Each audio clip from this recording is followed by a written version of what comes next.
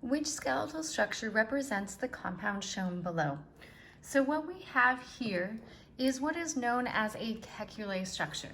So this is essentially a Lewis structure, minus the lone pairs of electrons, the non-bonding electrons. So it shows all of the covalent bonds and all of the atoms. If we're looking at a skeletal structure, in a skeletal structure, both the carbon atoms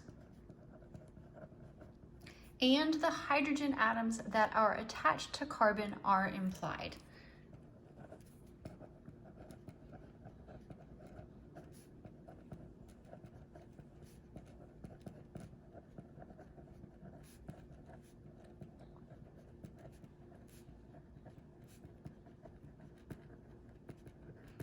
And the way that we understand how many hydrogen atoms there are attached to each carbon is we want to keep in mind one key idea, and that is that a neutral carbon atom, which is what we are going to see most often in organic chemistry, has 4 bonds.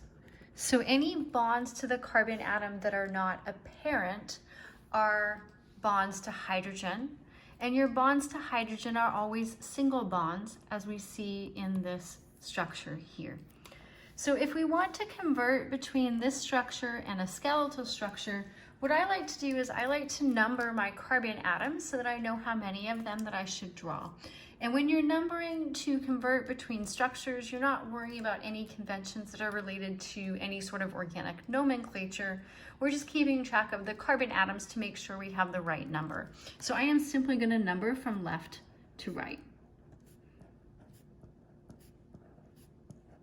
So I can see that I have 7 carbon atoms in the chain. So I want to draw a chain that contains 7 points. So 1, 2, 3, 4, 5, 6, 7.